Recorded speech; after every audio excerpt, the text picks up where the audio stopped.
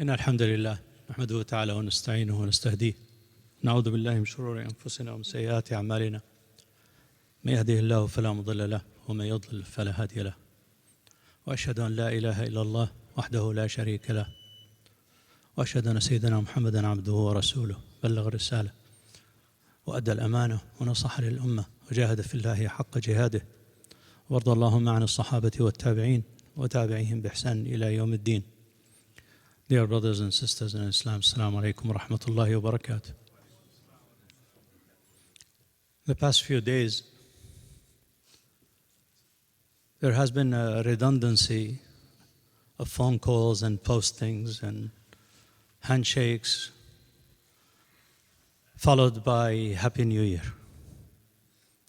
Among Muslims and non-Muslims, everybody is wishing everybody a Happy New Year. And regardless of how you feel about greeting people or not accepting or accepting, that's not the issue. The issue is, where is happiness? Where is the happiness that everybody is talking about? How could we be happy when more than 200 million Muslims are becoming second-class citizens in India? How can we be happy when Kashmir is in total darkness for over 100 days now? Nobody knows what is going on inside. How can anybody be happy knowing that our Uyghur brothers and sisters are being kept in concentration camps, parents taken from their children wind up in Turkey as orphans while their parents are still alive? Mass rapes, men planted in the homes of Muslims after the man is taken from the house. All of this is happening under our eyes. And some ignorant Muslim or non-Muslim may say, well, it's an internal matter that belongs to China. And I say, how could it be internal? You're talking about East Turkestan. This is a Muslim country that was occupied. We talk about the occupation of Palestine. We talk about the occupation of Kashmir. This was never part of China. Read the history. The problem with us, ya ikhwa, is that most of us are ignorant of our own history. The same people that referred to the Ottoman Empire as Turkish occupation of Muslim land.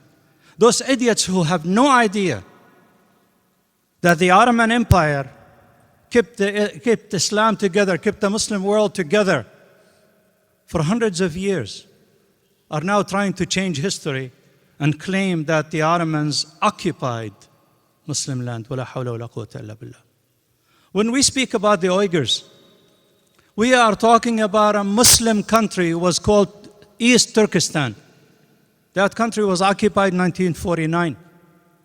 It was almost 100% Muslim. Now Muslim percentage is about 46%. They are transplanting Chinese Hans, they call them, into Turkestan, and we see what they're doing to the families. How can we be happy when all of this is happening? And of course, I'm not raising this rhetorically so that you would feel depressed and go home. I'm saying this because I'm looking for answers. And I have been looking for answers all my life. I'm 65 years old. And I've witnessed massacres from the time when I was a young 15-year-old, one after the other, in one country or the other. And we continue to say Happy New Year, and there is no happiness. What is the answer? That is the topic of the khutbah. I've spoken on this subject before, but the context changes. So the problem, ya ikhwa, is that we read the Quran, but we don't really understand it. Wallahi, there are people that memorize the Quran cover to cover. And they have very little understanding of the meanings of the ayah. And we would say congratulations to them, and we are happy that they memorized the Quran. And I'm happy that on the Day of Judgment, they put Taj al-Waqar on the heads of their parents. But how much of this Quran do we really understand? Bring to your attention this one ayah that I keep repeating, and I wish that we would sit down and contemplate what it says. In Surah Al-Ra'd in particular. Allah Azza wa Jal says, لَهُ مُعَقِّبَاتٌ مِّن بَيْنِ يَدَيْهِ وَمِنْ خَلْفِهِ يَحْفَظُونَهُ مِنْ أَمْرِ اللَّهِ إِنَّ اللَّهَ لَا يُغَيِّرُ مَا بِقَوْمٍ حَتَّى يُغَيِّرُوا مَا بِأَنفُسِهِمْ وَإِذَا أَرَادَ اللَّهُ بِقَوْمٍ سُوءًا فَلَا مَرَدَّ لَهُ وَمَا لَهُم مِّن دُونِهِ مِن وَالٍ. Surah Al-Ra'd 13, verse 1. The translation: for each person, there are angels in succession, before and behind him. They guard him by the command of Allah Azza wa Jal. Allah will not change people's lot until they change. One translation, until they change what's in their heart. Another translation, until they change it themselves. And I lean more towards the second translation that says, you want change, change. Ya akhwa, the ayah that says, Yahdi man yasha, a lot of people put the burden of hidayah on Rabbil Alameen. Astaghfirullah. Yahdi man yasha means Allah gives guidance to who wants hidayah. That's another reading. Yahdi man yasha. Yes, it could mean that it is Allah who wills the hidayah. But another recitation, it has a double meaning. Is Allah gives hidayah to one who wants hidayah. Man yasha himself. You see, that's the beauty of the Arabic language. Is that sometimes in one sentence, it lays out both ends of the equation. Yes, Allah will give hidayah to somebody who wants it. Sheikh Mohammad Ghazali rahimahullah, much of this material comes from his book, Jaddid Hayatak, Renew Your Life. He talks about the issue of hidayah. He brings up this one point. He says the one who receives the hidayah is the one who is ready to receive the hidayah. It requires personal preparation. Ya akhwa, even in 12-step programs, people who are afflicted with alcoholism and drug abuse and everything, they are not willing to even start with them until they say, I am an alcoholic and I want to change. They have to at least admit that they have an affliction and they need to change before. As long as they are denying that, and as long as they're rejecting it, as long as they say, I don't have a problem, I can stop anytime, no one would even bother. No counselor would speak to them. Allah Azza wa Jal taught us that 1400 years ago. You want guidance? You want to be happy? You want to be successful?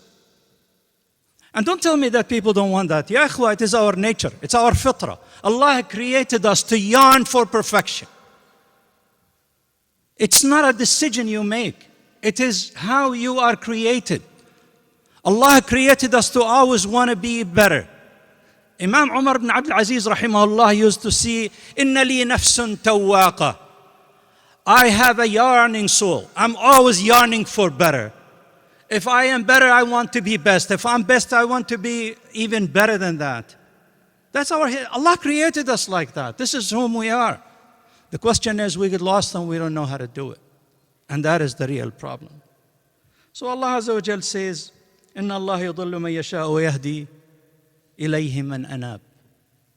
Man anab means the one who started on the journey back to Allah Azza wa Jal.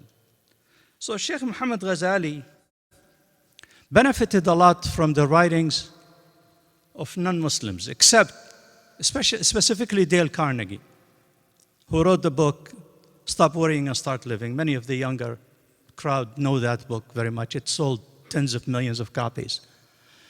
And Imam Muhammad Ghazali was given a translated copy of that book.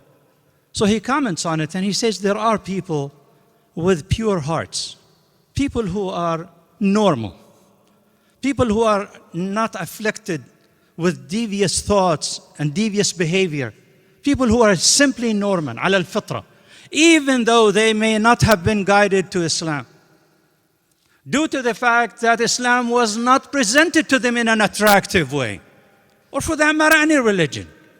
Ya akhwa, the deen of Allah Azza wa Jal, among Muslims or non-Muslims, cannot be presented in a vulgar way, in a ruthless manner, in a manner that drives people away from it. I spoke about this a couple of months ago When I said don't expect people to accept the word of Allah Azza wa Jal, when all you do is threaten with Jahannam, why not talk to them about the Jannah? Why don't we talk about maghfirah instead of sinning and punishment? If Islam is not presented correctly, how can we expect people to accept it? Wallahi ya ikhwa, many of the people in this world, if they hear the words of Allah Azza wa Jal correctly, they will accept it. Every day I see postings of rock stars, female rock stars, and you know the story of Yusuf Islam and many others who are at the height of fame and fortune, who simply hear the words of Allah Azza wa Jal and they accept Islam when it's presented correctly. When it's presented correctly. And the problem is we focus on the minors and we lose the majors. Many of us have learned a thing or two about this deen of Allah Azza wa Jal, things that are superficial and less important than La ilaha illallah Muhammadun Rasulullah, less important than Tawheed, less important than what's really important. And we wind up driving people away from the deen of Allah. That's not my topic, I just wanted to mention that. So Al-Ghazali gives an excuse to Dale Carnegie, people like him, and he says, these people have discovered or have arrived at the same conclusions that we learned from the Quran even though they have not read the Quran. And he said, the path to Allah Azza wa Jal can be arrived at by non-Muslims. But imagine if they hear the Islam. And he goes on to benefit from his experience and to share some of those thoughts. So the first thing he says many people wait for some kind of external factor, something from outside to come and push them towards change. Like something is going to happen somehow by miracle that's going to make them wake up the next morning and be better. And he says that does not happen. Change, he lays out 5 rules about change. Change for individuals and also for the ummah, but since I'm talking to individuals, let's focus on that. He says, number 1, change comes from inside. We already spoke about that by virtue of the ayah, and we know that from experience. Number 2, he says, the one who has strong willpower does not allow circumstances to control their life. Wallahi ya ikhwa, there are people living in circumstances that are 100 times worse than you and I. People who cannot even guarantee the next meal. I saw an interview with a lady the other day, a sister complaining that for the past 24 hours, she and her children have not found a piece of bread to eat. Hundreds of thousands of refugees from the area of Idlib in northern Syria who are being driven by Russian jets into the wilderness, who cannot find anybody to give them shelter or to give them food. And you're complaining? We have no right to complain when we see what's going on out there. It doesn't matter how bad your problems are. You have a shelter. You have social security. You have welfare. You have brothers and sisters. You have a million ways to help yourself. And yet you choose to act as a victim. He says you and I are like a seed. Ya ikhwa, a healthy seed may look like nothing in the bag, whether it's a grain or a bean or something. When you put it in a fertile soil, you give it a little water and air, next thing you know, it's a plant. And even if it sits in dry environment for months or years, it has the ability. Allah Azza wa Jal endowed it with life. You are endowed with life. You are like that seed. Yes, you do need better environment to grow and become better, but you're not dead. There is life endowed in you. The 4th rule, he said, circumstances may give you a push. However, and he uses this interesting example, he said, the best telescope or microscope cannot help a blind person. If you choose to be blind to the truth, and you refuse to see the words of Allah Azza wa Jal and to accept hidayah, you are just like a blind person looking through a microscope. What is he going to see? Look through the telescope, what do you see? Nothing. He also says somebody who's quadriplegic, who cannot walk, you give them a push, they're not going to walk. No push can help them because they don't have that ability. And last but not least, he says all you need is your present moment and whatever abilities you have so that you can build a future for yourself. This is all that is needed, is what you got right now, what Allah Azza wa Jal has given you right now. Wallahi, ya akhwa, I heard it when I was a young person looking to build a career for myself. I heard it from a trainer once, more than 30 years ago. He said, no matter how bad your circumstances are, invariably there's somebody out there who is succeeding under circumstances 10 times worse than you. So get up and do something about your life. It's within your reach. Sheikh Ghazali, we go back to Sheikh Ghazali. He invokes the ayah, أعوذ بالله من الشيطان الرجيم. ولا تطع من أغفلنا قلبه عن ذكرنا. You read this ayah in Surah Al-Kahf every Friday. واتبع هواه وكان أمره فرطا. Don't be like somebody whose affair is like, he describes the word furuta. And furuta, ya akhwa, are those olives that fall under the olive tree, or the ones that fall under the palm tree. Sometimes some fruits fall by themselves, and they are not useful. They are just there. And he says your affairs will be furuta, just like that, unless there is something to tie them together. We need to have a system that puts our affairs together. We need a manhaj. And that is what Allah Azza wa Jal gave us in the Quran. Gave us the ability to put our lives together. Many people use a subha. A subha is what they use, what people use to make tasbih. No matter how expensive and valuable those beads are, they could be made from pearl. If there was no strong line to keep them together, it's not a subha. Think of your life as a collection of beads, ya ikhwa. One of them is your health. One of them is, a whole bunch of them are the years of your life. Some of them are your rizq and sustenance, but all of them have to be tied together with that strong thread to keep them into a subha. The person who does not understand that, his life would be like beads scattered all over the place, not benefiting him, not benefiting others. These are examples that Sheikh Muhammad Ghazali rahimahullah.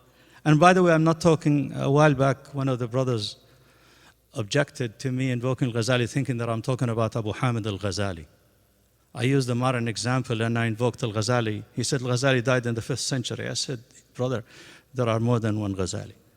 That was Hujjatul Islam, Abu Hamid al-Ghazali, the alim of the 5th century who wrote Ihya Ulum al-Din and on. We can talk about him all day. And Muhammad Ghazali is an Egyptian scholar who wrote 75 books, modern books that deal with everyday affairs of Muslims. And he died only about 15 years ago and dedicated his 75 books as a sadaqah. So he also uses another example. He says, in our home, we have to clean every day. We have to clean. We have to put out the garbage. If you are somebody who works in an office, we have to clean our desk every once in a while. You're going to look at some papers and say, I don't need this paper, and you file that paper. We do that every day in our work and in our home. We need to do that in our life. Our life deserves rearrangement, deserves rethinking, deserves that we take time out. I've used the example that may strike home with some of you, that we spend more time planning an annual vacation than we do planning our lives. Think about it. Those from Egypt or Palestine or Pakistan or whatever, how long they sit down searching for the right flight, for the right time, right amount of money, right everything, hours and hours and hours. And yet, when I used to ask my students, I taught a course on putting your life, I called it my life and purpose, on purpose. And there were times when I called it quantum leap. For more than 20 years, I taught it to young college and high school students. And I used to ask them this question. Do you ever sit down in a quiet moment and ask yourself the following question: what do I want my life to look like? Just a question. You don't even have to have the answers. Have you ever thought about that? I once asked one of our brothers, I said, have you ever thought about the purpose you're alive, why you're here? And his response shocked me, but it shouldn't. He said, no. I said, no. He said, no. Never, never. There are people, billions, that live on this earth that have never taken a moment to think about why they are on this earth. What is the purpose of their living? So in conclusion, ya ikhwa, and I will talk about that in a little bit more detail in a second. Allah Azza wa Jal, when describing His deen, Allah Azza wa Jal says, قُلْ إِنَّنِي هَدَانِي رَبِّي إِلَى صِرَاطٍ مُسْتَقِيمٍ. Surah Al-An'am, Ayah 161. Say, Allah guided me to a straight path. And then describe this straight path, this deen, as deenan qiyamah. Deenan qiyamah. A collection of values. I will speak about that in more detail after the dua. أقول قولي هذا وأستغفر الله لي ولكم.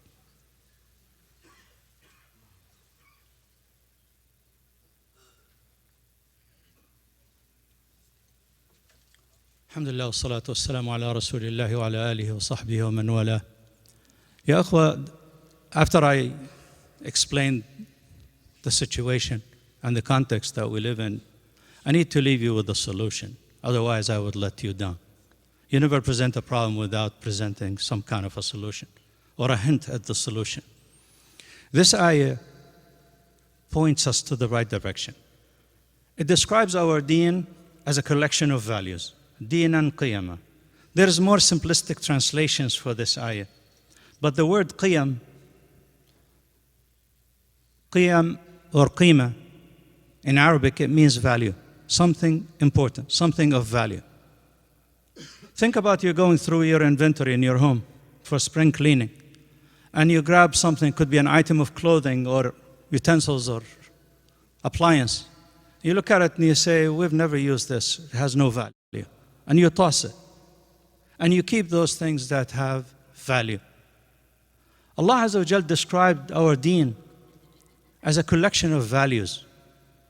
One of those values, for instance, just to give you an example, and this way I'm not speaking hypothetically. Inna akramakum indallahi atqakum. Allah Azza wa Jal put the highest value in our life on taqwa. Before Islam and before this ayah, the highest value was on tribe. Which tribe are you from?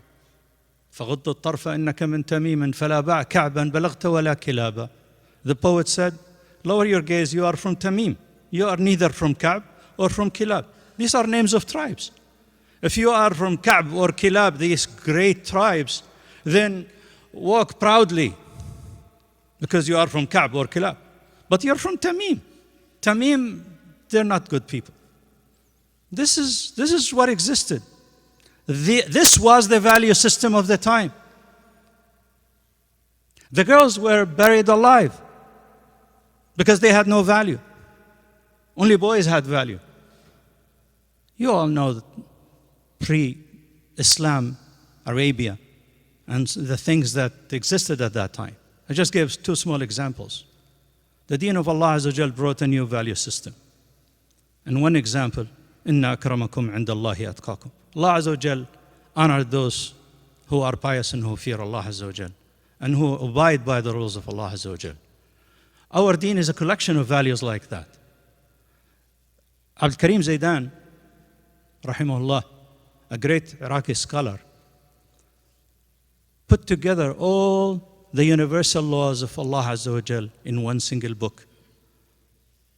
One single book.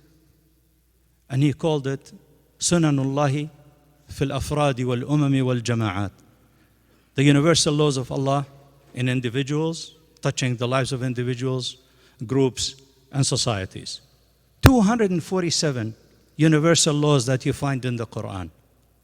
They were sent to us by Rabbul Alameen to guide our lives. And most of us cannot even count 3 or 4 of them. Because we read the Quran for barakah and for recitation, not as a guide for our life. So what are some of the things that we can do? The first thing, ya ikhwa, that I would suggest one does, and this is a quick summary of the course that I used to teach. So the first thing that we need to do is to examine our values. And the way we do that is by asking ourselves, what's very important in my life? Wallahi, a simple question, but the answer is not that simple. To sit down in a quiet moment with no distraction, turn off the TV and music and everything in the background, in the middle of the night, when nobody's bothering you. Grab a pencil and a piece of paper and ask yourself, what's most important? Invariably, if you have cancer, number one would probably be get healthy. Health will be number one, in spite of you, whether you like it or not. That's because values sometimes force themselves on you. You don't always have a choice. If you have a choice, you're one of the very lucky ones. But ask somebody who's battling cancer or some kind of affliction and see how lucky you feel to them. So if you have a choice, and if you can actually pick your values, do that. That's the first step. And then once you do that, you're not done. You need to prioritize them. I'm not saying that.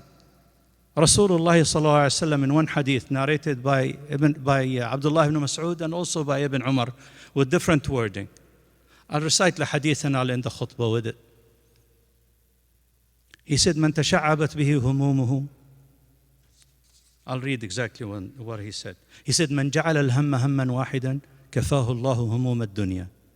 Anyone who basically prioritizes his concerns and his humum and his values, hamman wahid, starting with the most important one, Allah Azza wa Jal will help him. وَمَنْ تَشَعَّبَتْ بِهِ هُمُومُهُ. Anybody who allows himself to be distracted by so many things, لَا يُبَالِي اللَّهُ فِي أَيِّ وَادٍ هَلَكَ. Allah could care less in which valley he perishes.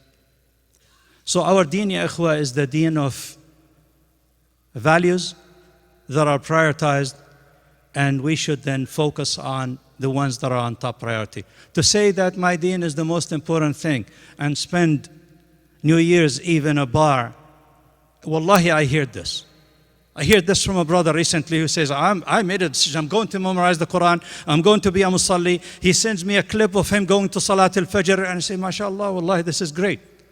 And then on New Year's, he posts pictures of himself hanging out in a party where everybody around him is drinking. I didn't see him drinking. The point I'm trying to say, ikhwa, is that we need to prioritize, we need to focus on what we need to do, but then we need to actually execute on that. I hope and pray to Allah Azza wa Jal that you found some benefit from this khutbah. Before I conclude, there's a surah في كتاب الله عز وجل, Surah Tabarak. تبارك الذي بيده الملك وهو على كل شيء قدير الذي خلق الموت والحياة ليبلوكم أيكم أحسن عملا. Allah Azza wa Jal says, hallowed be to the one who has in his hands the whole dominion, the whole world. Tabarak Allah. He who created life and death. Ya ikhwa, every day I'm hearing about life and death. Somebody dying and somebody being born new. These are signs from Allah Azza wa Jal to alert us to the fact that life does not go on forever. I started my journey towards Rabb al-Alameen 65 years ago. I'm getting closer and closer to meeting my Lord. And so is every single one of you. Today we have a janazah. May Allah Azza wa Jal give patience and steadfastness and sabr to the parents of the deceased young girl. اللهم اغفر لها وارحمها وتجاوز عن سيئاتها يا رب العالمين. اللهم يا رب ارزق أهلها الصبر والسلوان. اللهم يا رب عوضهم خيرا عما فقدوا يا الله. اللهم امين. وصلى الله على سيدنا محمد وعلى آله وصحبه أجمعين. If you can participate in the janazah, that is a good thing. If not, at least participate in Salat al-Janazah if you cannot go to the graveyard, and make dua for the family. جزاكم الله خير والسلام عليكم ورحمة الله وبركاته.